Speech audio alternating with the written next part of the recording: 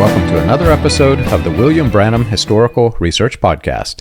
I'm your host, John Collins, the author and founder of William Branham Historical Research at william-branham.org, and with me I have my co-host and friend, Jenny McGrath, founder of Indwell Movement and somatic experiencing practitioner. Jenny, it's good to be back and to talk about YWAM. There are so many questions that I have about the movement that I'm still kind of forming in my head my opinion. I don't have an opinion yet of YWAM, Youth with a Mission, for anybody who is unfamiliar. But when you see this group of kids and then you know all of the history of these different propaganda schemes and these mind control schemes from different groups that involve children, it raises so many questions. You can't, if you know history, you can't look at this and not question it. So I have all of these questions. I'm begging people to give answers, and you're one of the first who decided to come on the show regularly to give answers. So let me frame this for you from the Branham world that I grew up in, and it will make some sense with context, I think, with the world that you were in Youth with a Mission. So whenever I was a little child and we were getting ready to go to Sunday school, while all of the other Christian churches were sending their kids to joyfully be in a Sunday school that's talking about Jesus and what Christ did for you, we were marching into our Sunday school room, and we were singing songs about marching and how we are in the Lord's army. We would do the things with, all of the motions. You've probably seen this at some point, but it was a very militaristic child experience. And as a child, I didn't think anything of it. It was kind of cool. This was kind of fun. Whenever I became an adult, through my teenage years and then later, I really didn't think anything of it. That's just what we did because that's what I did. Whenever I had children and they marched, I really didn't think about it.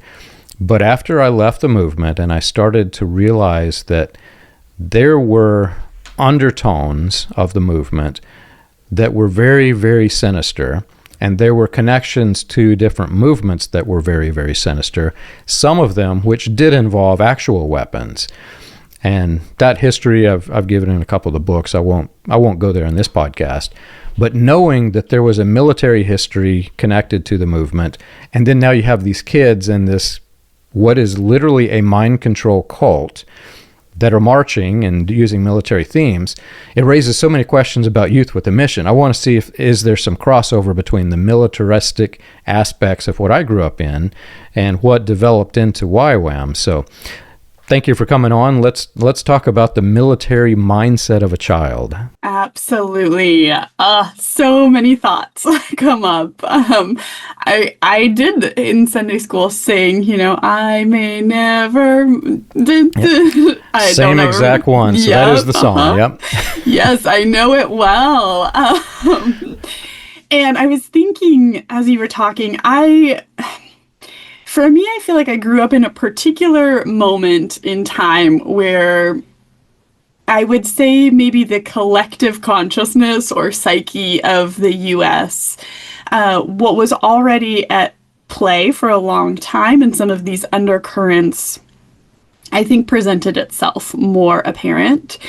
And so for me, I was 11 years old when 9/11 happened, and I remember it very, very vividly. And it was not a year later, I was with my dance troupe at the Colorado State Fair, singing and dancing to a very violent country song about the red, white, and blue and putting a boot in your you-know-what. And I was 11, 12 at the time, and embodying this militaristic force. And we had like American flag shirts from Old Navy on, and I didn't exactly dance at a Christian studio, but it became the first time where Christianity and military for me were really, really embedded in one another. So at the time you were experiencing 9/11, that's about the same years that my children were marching in the church. Yeah. And what was interesting was that I remember a lot of the Islamophobic rhetoric that I heard at the time, even as a kid. We're talking about children being trained up to be quote unquote jihad terrorists. And I myself, for whatever reason, have always been anti-war. And I remember as a kid being like, wait, so then why are we celebrating George W. Bush sending military over there? Shouldn't we be trying to figure out how to not go to war and how to not bomb civilians? And I often got told, like, you just don't understand how the world works. And from a very young age, I took the Bible and the words of Jesus very seriously. And to me, Jesus really presented as a pacifist. And so it could not make sense. But I think that there was the undercurrent of spiritual warfare, which I didn't realize at the time, and I didn't appreciate how that was also embedded with militaristic movements. The very first YWAM base I moved to right after I graduated high school was literally on an old military base. It still is on an old military base. And when I joined staff at another YWAM base, we had quote unquote target nations, which is a very common thing for YWAM to call nations targets. And on all of this, there's, I think, very militaristic language. It gets justified because it is in the spiritual realm and it's about spiritual dominion. But when you actually look at the material impacts of a bunch of young, primarily white missionaries going and establishing businesses and nonprofits and churches in other nations, it ends up having more or less a very similar effect that imperialism and more of the hard power of imperialism does. Absolutely.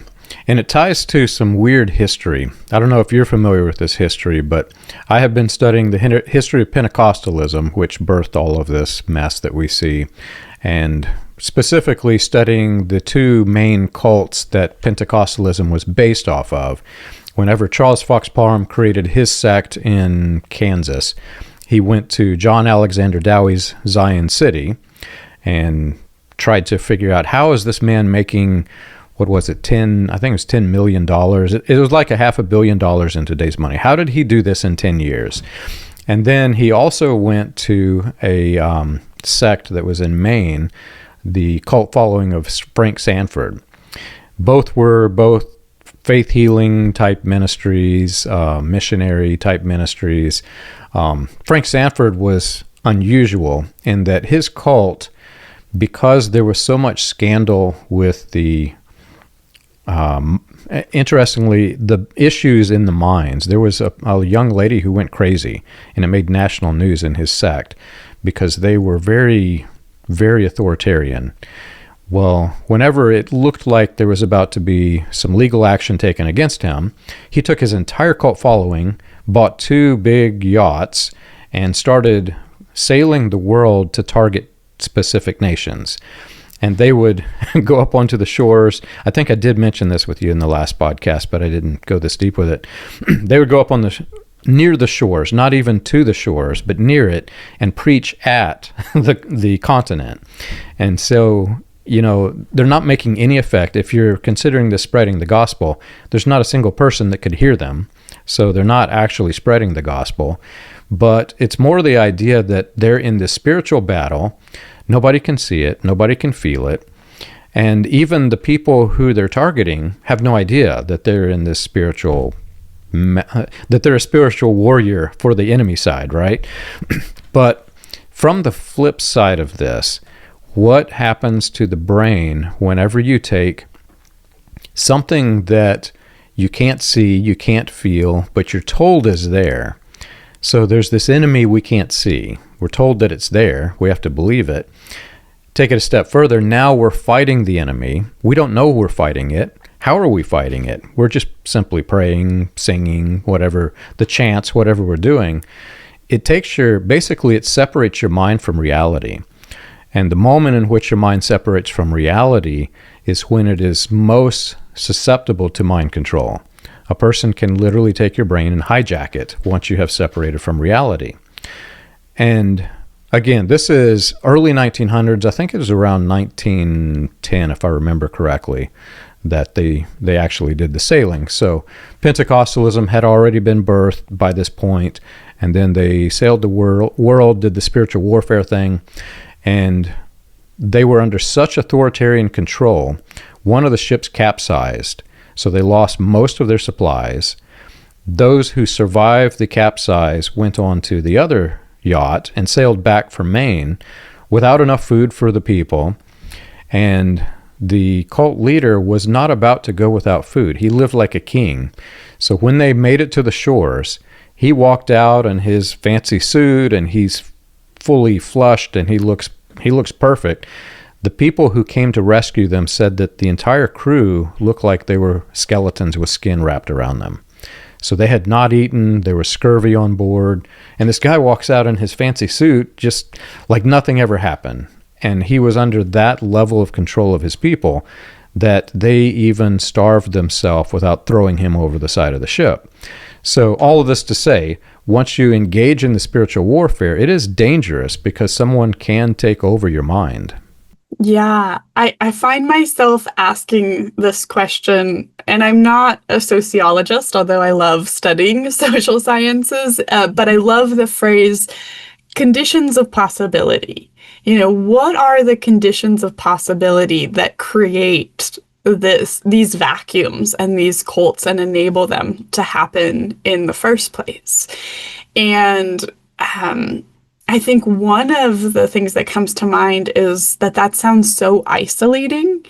And I know that is part of the experience in YWAM, in that to enter into YWAM, you have to do what's called a discipleship training school, which is 5 months.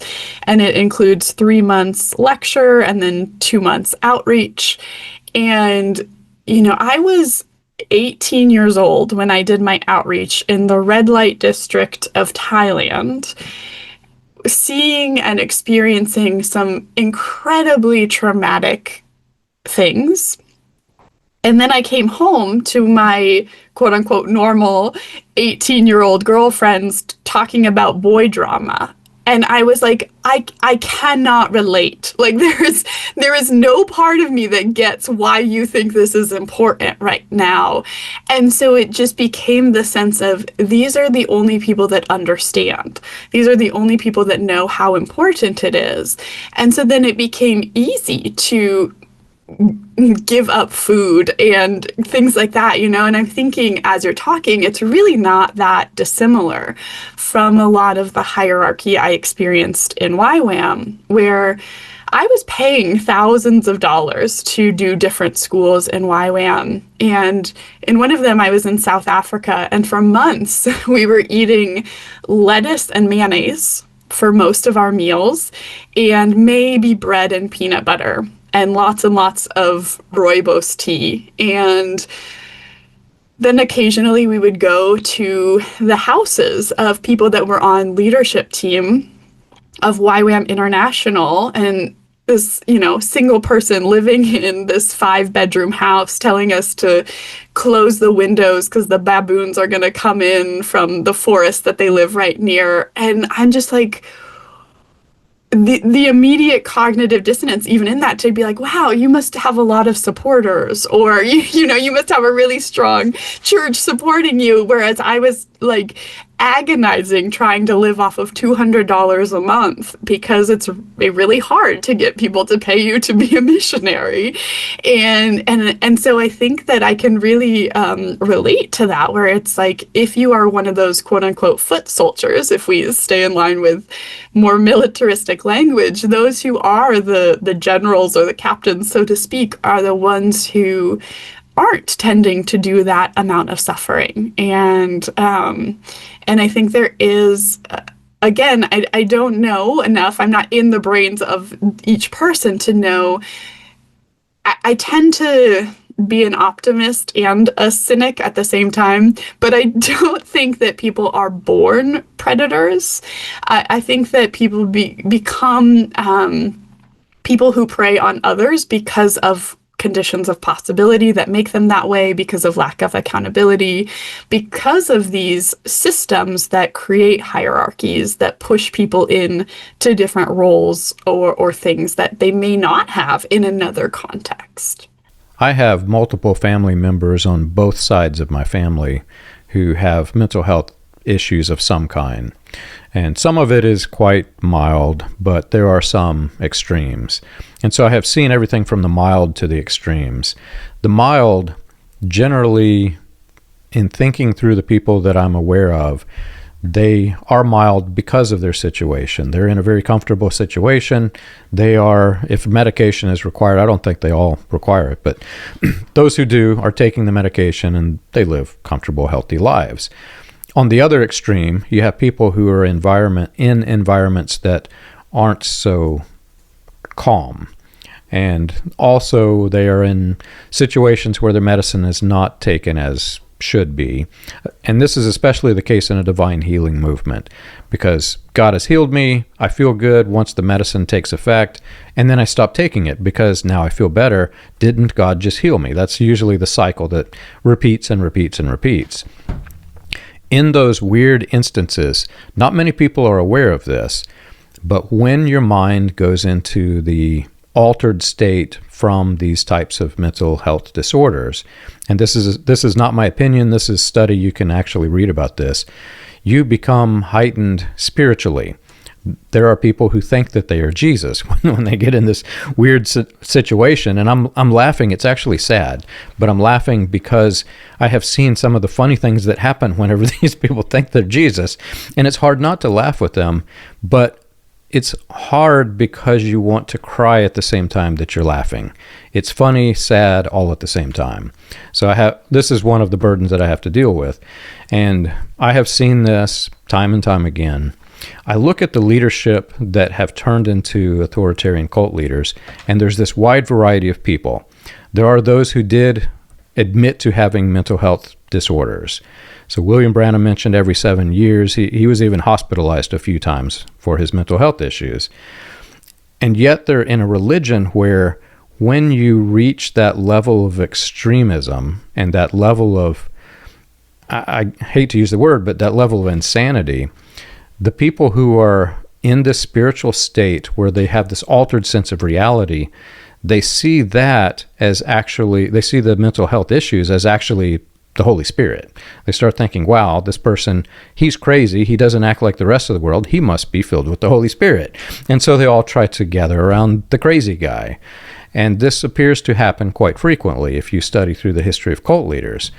So I'm looking at all of this, and then I'm looking at, like you said, the environmental conditions. This is something that I have studied. If you study different developing nations and study not just the culture, but the state of mental health medication and access to medication, you find that in the developing nations, it is a widespread problem. It's not quite a pandemic, but it is a huge problem. And yet these are the nations that are being targeted by Youth with a Mission, by Apostolic Faith missions, by Branhamism, by all of these different groups.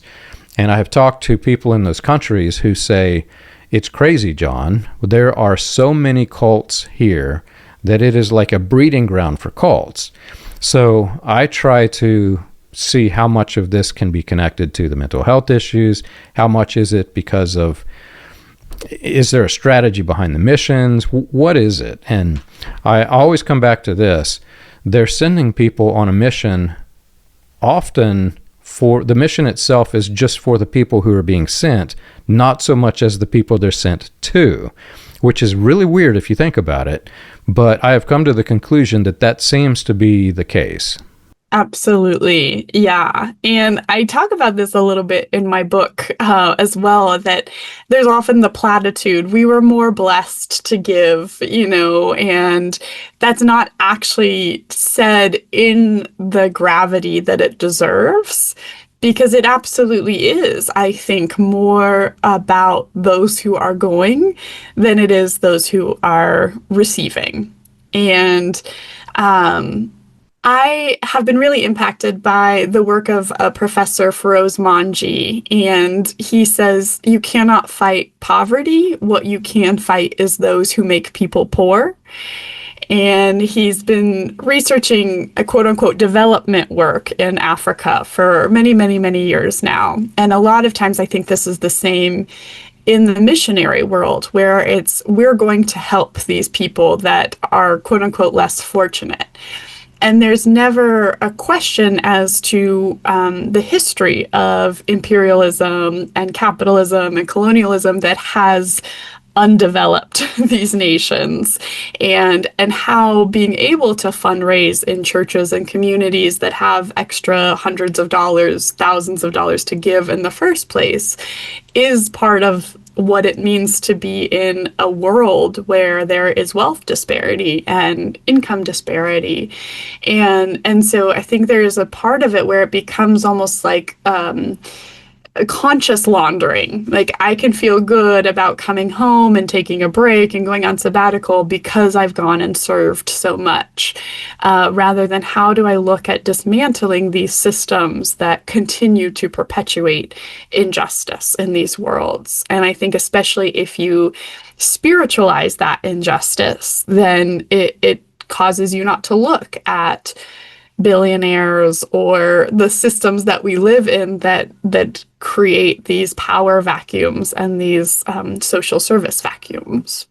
Yeah, that's exactly where I was headed. So you go out on this mission, you're going to a nation, developing nation, and you see some sort of a person who's quote unquote filled with the Spirit, but really they're in a mental episode. To the people who are on the mission, they see this as, oh my gosh, this person's filled with the Spirit. Look what I've done. I'm on this mission. I've did this thing. To the people who are leading it, I think some of them have to recognize, because some of them, they themselves might even have some issues. So they realize what's going on. But there's this weird thing where if you are in leadership in these movements and you send somebody out and you can make the person who's giving the blessing be blessed, then it feels like you have done your job, because you're there not only for the people that you're sending on the mission to, but you're there for those who are being sent, so they can also rise up in the Spirit or whatever. So there's this weird vicious cycle that happens. And the reason I mentioned the mental health at the landing party, wherever they're headed, those people, some of them have had issues and people surrounding them have seen these issues, but they never really put it into context because they, in developing nations, don't understand the mental health. So they see this and, oh, these people are coming, and they say this is a good thing that this person is acting a little bit off. And so they start to say, well, I too want to act a little bit off. So in the charismatic circles, Pentecostal circles, they teach them how to, in Branhamism, we use the term nut, which is offensive, but Branham would say things specifically like, they call us nuts, but you need the nuts to hold the bolts together or your car will fall apart. Those are the kind of things that we grew up hearing. So there's this weird vicious cycle that happens. You have people who are acting crazy because they're in their religious euphoria. You have people who are around the religious euphoria who are suffering and they're struggling. All of this to a group of adult missionaries. An adult missionary can kind of see this and kind of discern, okay, this person needs help. Let's get him some real help. Let's get him some meds. But take, 18-year-old children, I'm not certain that that's the case. Did you ever see anything like this? Did you ever see people who are struggling? Yeah. I was actually just having a conversation with a friend recently about this, and that I absolutely think that there are those instances, and there's a book I really love called Crazy Like Us, and it makes me hesitant to take kind of Western diagnoses and put them on other countries or other contexts, because I think there's so much nuance there of what is cultural, what is so many things that are that I don't want to always pathologize. So I just want to give that disclaimer. And, I remember being in so many contexts, either in the States or abroad, where people were getting quote unquote slain in the spirit, and they were writhing, and it was either, they were either slain in the spirit or they were possessed by a demon, but it looked the same. And so it seemed like it was up to the religious leader of the service to determine what was happening, if they were being slain by the spirit or if it was a demon. And I don't know what to do with those experiences. The closest I can get in some ways is Emile Durkheim's phrase collective effervescence, that there is something in us that can get stirred up when we are in a collective frenzy space. And as we talked about last time, there is so much manipulation with the way that worship music is played, the way that prayer is. I had people literally pushing on my head to get me to fall down. And at times I'd be like, okay, I guess I'll just lay down because you're just going to push me over, and I'll just lay here for a little bit and then get up. And then I would be like, how many other people are doing this too? How many people are having a seizure? There's so many different things that it could be. And I find those environments very concerning, because they really do make people susceptible to whatever the person who is on the pulpit is going to be saying that day. Have you ever wondered how the Pentecostal movement started, or how the progression of modern Pentecostalism transitioned through the latter rain, charismatic, and other fringe movements into the New Apostolic Reformation? You can learn this and more on William Branham Historical Research's website, william-branham.org. On the books page of the website, you can find the compiled research of John Collins, Charles Paisley, Stephen Montgomery, John McKinnon, and others, with links to the paper, audio, and digital versions of each book. You can also find resources and documentation on various people and topics related to those movements. If you want to contribute to the cause, you can support the podcast by clicking the Contribute button at the top. And as always, be sure to like and subscribe to the audio or video version that you're listening to or watching. On behalf of William Branham Historical Research, we want to thank you for your support. It's interesting you talk about slain in the spirit. So that's something we did not have in the churches that I attended. In fact, we condemned it. We said this is all show, this is all fake. And what's interesting is I have come full circle. So I left the cult. I actually had a really good friend who was helping me as I was leaving the cult, who was in another cult. and I didn't know it at the time, but he had gone to a Benny Hinn concert, and he was saying, I was standing there, John, and he did his thing. I don't know, he slung his coat or whatever, and he says, suddenly the power of God just struck me down, and I fell on the floor backwards. And I'm like, did it hurt? And he was expecting a religious response from me, and I'm just logically thinking, oh my gosh, I can't believe they're doing this to people. What if somebody gets injured? That's the thought that came into my head. And so I go down these weird rabbit trails of research. So I started researching slain in the spirit, because this is a big deal for me. If this is real, and my friend, I trust my friend, I don't think he was lying. If he really fell over and really believed that the power struck him down, what is the explanation for this? Because I knew it wasn't God. This is not the way God works. So I began studying it, and we talked last time or the time before about the neurological dissociation. That's one of the explanations. I have seen people who get in such a hyped up euphoria that their brain just literally disconnects. And that's one of the explanations. There are people that just get into the state where their brain shuts off. Yes, you're going to fall over because your brain just shut off. Your motor functions aren't working, right? But there's more to it than that. There are just other contributing factors. So some people stand with their knees locked. You're cutting off your circulation.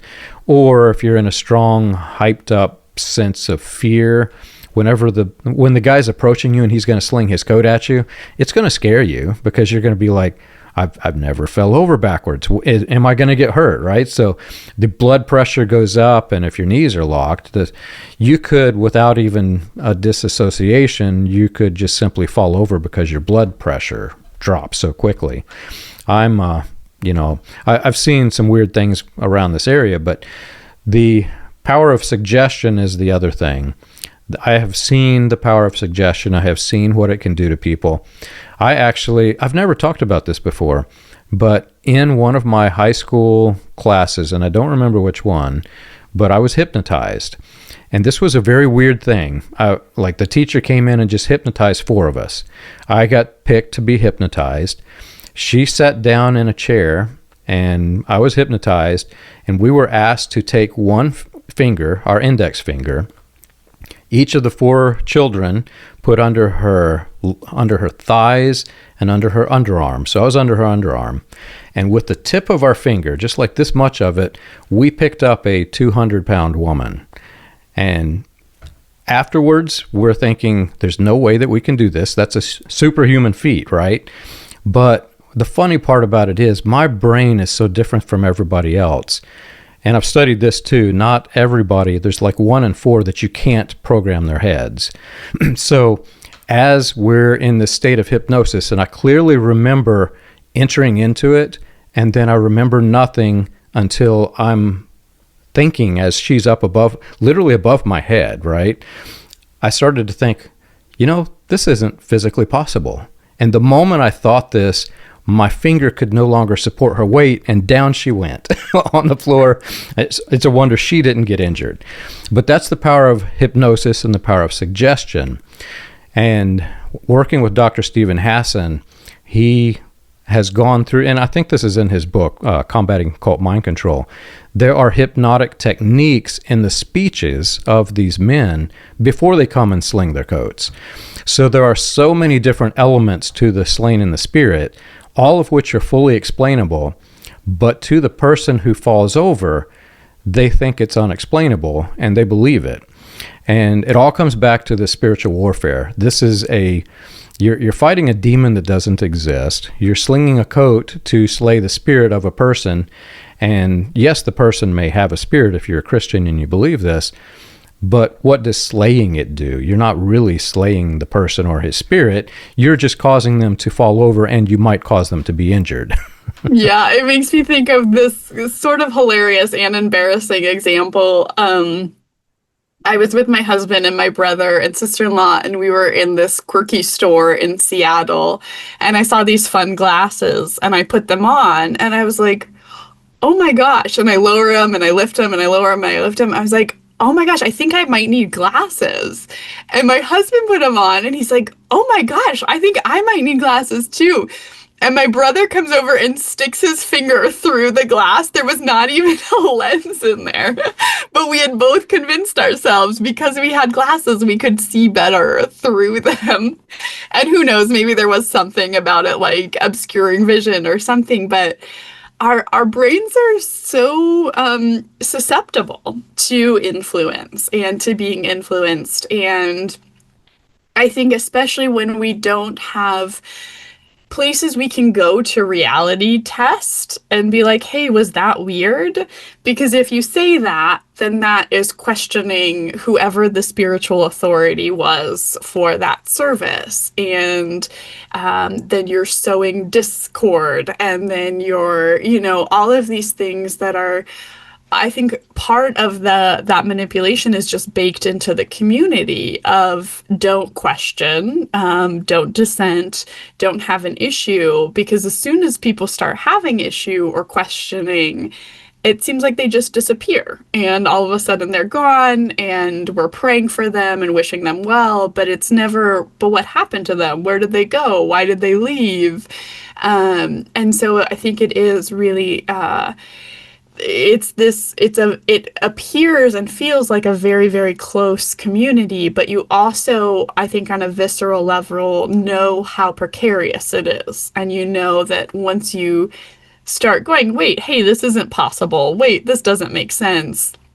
like your teacher, the whole thing is going to fall down. It's one of those weird stories. I've got a million weird stories that people just, the stuff that's in my head, you wouldn't believe it. But what really bothers me, so after this happened, I'm thinking analytically, logically, I can't hold this person up. They fall to the ground, and that's that. I was not traumatized because my brain had actually worked. The other three were like, did you see that? I'm Superman. I have the superpower. You know, it affected them after the event. And in the situation that we were in, this was not a scary thing. It was even set up to watch. You're going to be amazed. It was like a magic trick. We're going to do a magic trick. And so the people enjoyed it afterwards. They thought they were Superman. That's literally how this was. However, once you start considering the mindset and the framing of how spiritual warfare works, you're taking people who, number one, they believe it or they wouldn't be there in the first place.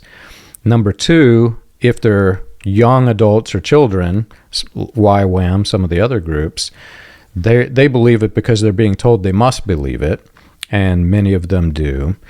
It causes fear. So take that same scenario. I'm under this weird hypnosis that I never even signed up to be. My parents would have been mortified if they knew that I was being hypnotized in school, right? Right. It's such a weird thing.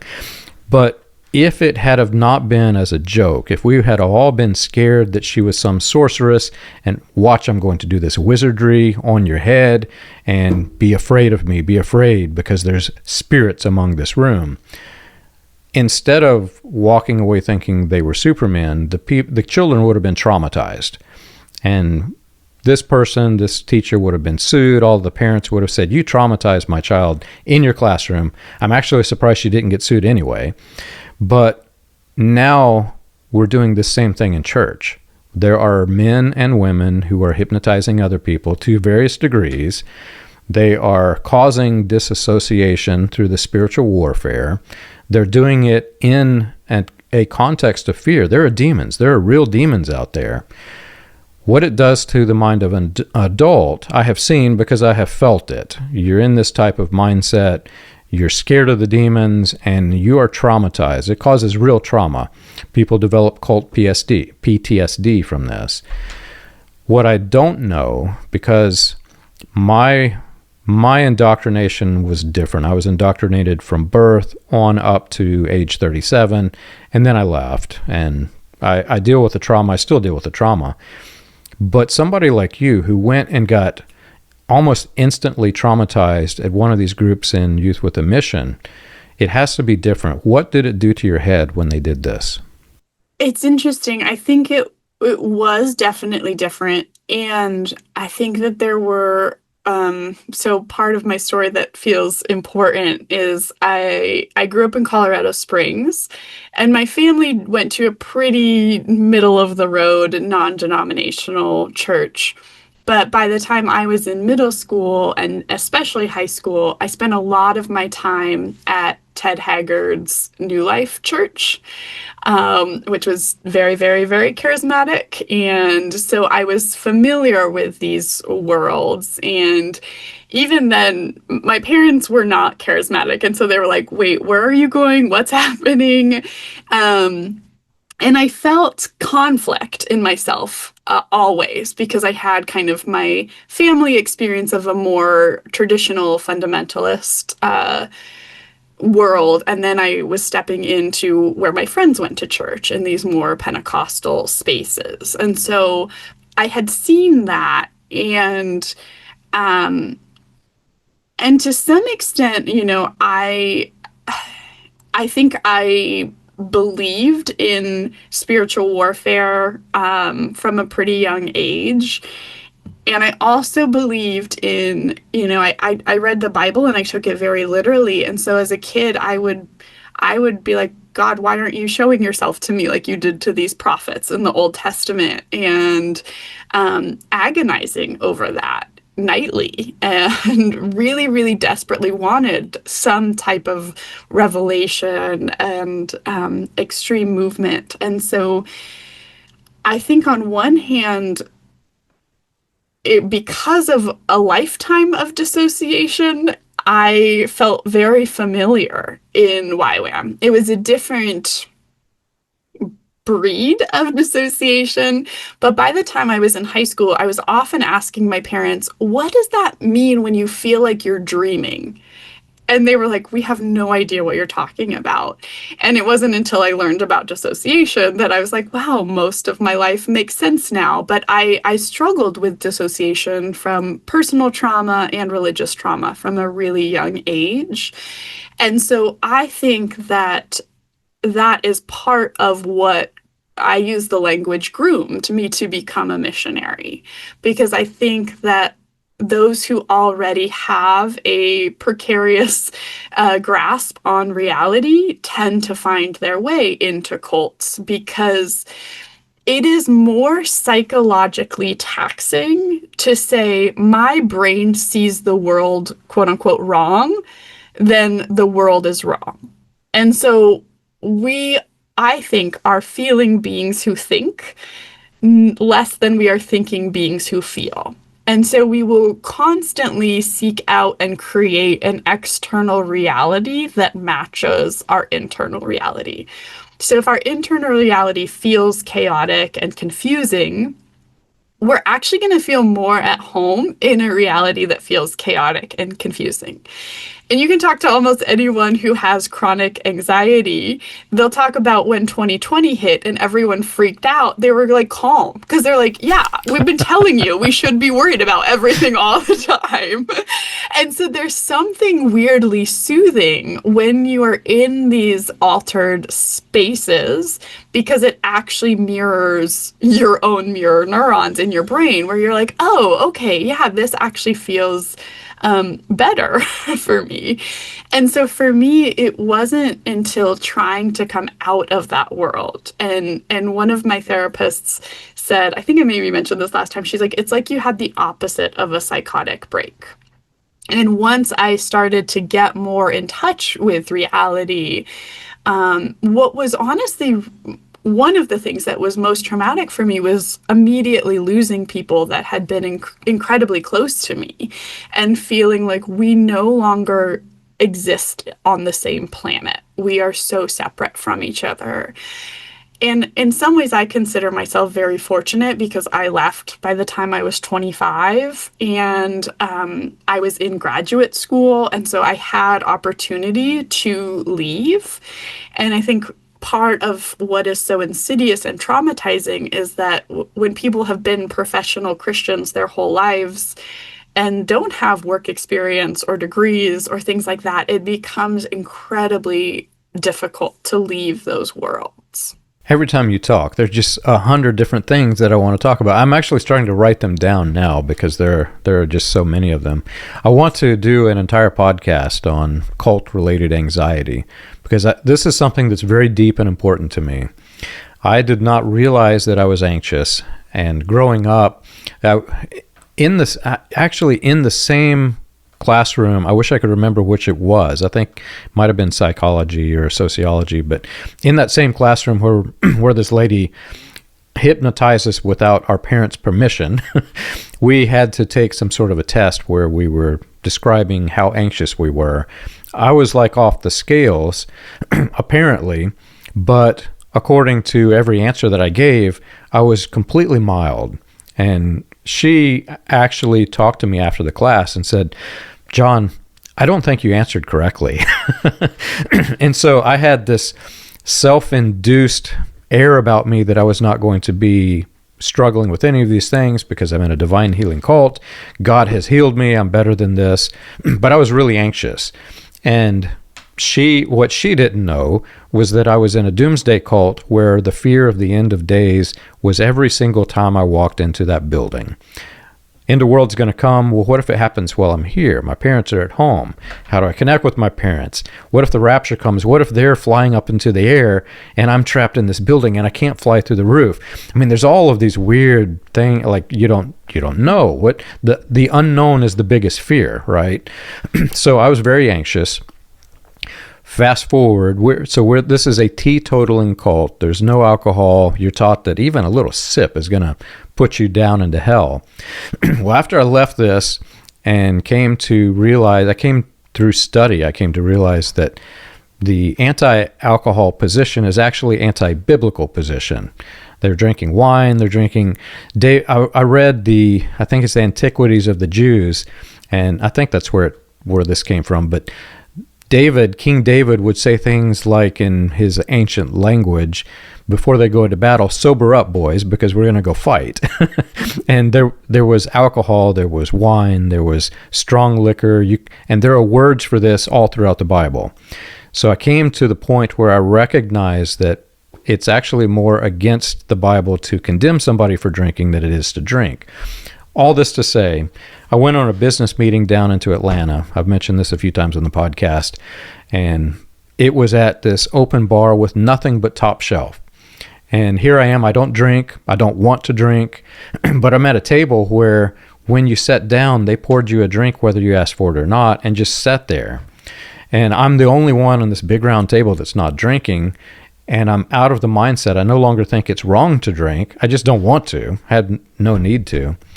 And I was convinced to try a little bit of the wine that was on the table. So I did, took a few sips up to this point, and I'm 37 years old, 38 years old at this point. The anxiety was so stressful on my head that it felt like needles were going in and out of my brain at all times.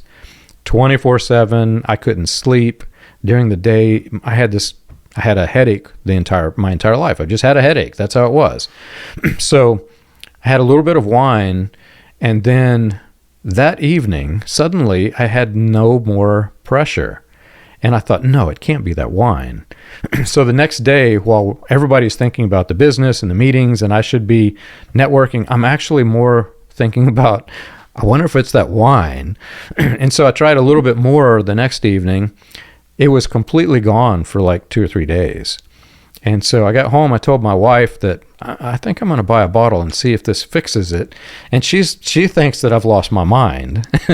So I buy a bottle. It is the nastiest stuff. I don't like drinking. I drank just a little bit of a glass once a week. I was able to come off my depression meds. My depression was anxiety related. I did not have the anxiety. The wine was cutting the anxiety is what was happening.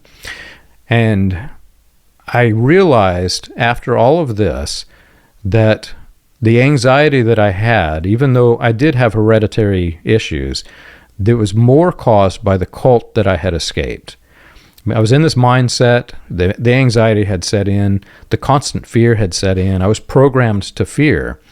And what's interesting is after I was able to release that anxiety, release that fear, because I'm no longer in this cult that is preaching doomsday my entire life. I went several years, I didn't drink anything. I don't enjoy it. I still don't enjoy it. Every once in a while, I'll have a little bit of a drink. But all this to say, the anxiety was programmed into me. And so this is the other reason why I really wanted to get you on and talk about Youth with a Mission, because most of my anxiety was programmed when I was about the age that you're describing. That makes so much sense to me. And I mentioned earlier I was 11 when 9/11 happened, and it was earlier that year on that same television I had watched Left Behind with my family. So as a kid watching these planes run into these buildings, my first thought was, oh my God, these pilots were just raptured and I'm still here. And that was my biggest fear. And I went through the rest of the day thinking the rapture happened and I just got left behind. And I had no concept of what was going on. And that was a constant fear for me. And I think of, from a somatic lens, if we are in a constant state of what we would call our fight-flight mode or our freeze-appease mode in our nervous system, which to me, the teaching of hell to young children or young adults or really anyone is a teaching of an inescapable threat. There's nothing you can do to run away. There's nothing you can do to fight this off. It's coming for you. That will affect our nervous system and put us into a state of survival mode. And we are wired to go into a fight, a flight, a freeze response. That's how our ancestors survived. That's how we survived. We are not wired to spend days, weeks, months, decades in a stress response cycle. And so when our body is in those states, our immune system stops working, we stop producing fresh red blood cells, our microbiome shuts down, and it becomes this feedback loop where our body says, I'm not well, so then we feel anxious, and then that cycle repeats itself. And it's incredibly insidious. And I think it feeds from an environment as well of you're not only responsible for your own soul, you're responsible for the billions of souls out there that don't know Christ. So how dare you take a nap? How dare you watch a movie and enjoy it? And I was really, really influenced by Francis Chan when I was in high school. And I remember he had a YouTube video talking about his grandma. Like, they were watching a play, and she was like, I don't want to watch this play because what if I'm here when Jesus comes back? And this isn't what I want to be doing. And again, I took that to heart. And I'm like, yeah, every second I need to be waiting and ready for Jesus to return. And then when I wasn't, I would feel incredible shame and guilt for that. So then it only upped the ante for how much I needed to do the next time around. Yeah, the fear of hell, that's another one. I do have that one in my list because I'm of the same opinion. And I think I mentioned this also in the last podcast. Martin Luther said, why would we preach this? None of my people want to go there. Let's talk about heaven instead. And I'm kind of that mindset. You don't train children by walking around with a belt saying, I'm going to beat you if you don't be good. You instead teach them how to be good and to want to be good. And that's just, the mindset is just completely backwards.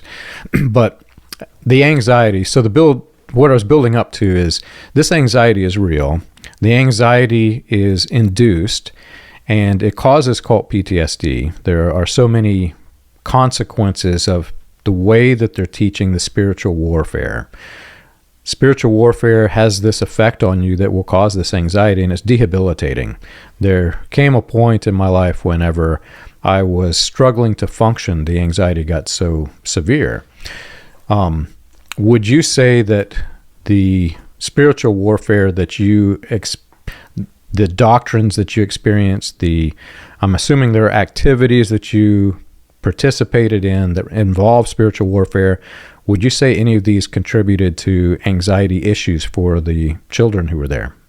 Absolutely. Yeah. I remember, speaking of alcohol, I remember having a conversation with a woman when I had just joined YWAM, and she was talking about being at a restaurant or a bar or something. And she's like, and I saw the waiter grab a can of beer and a demon went onto the can of beer. And so I was like, oh my gosh, what else are demons attached to?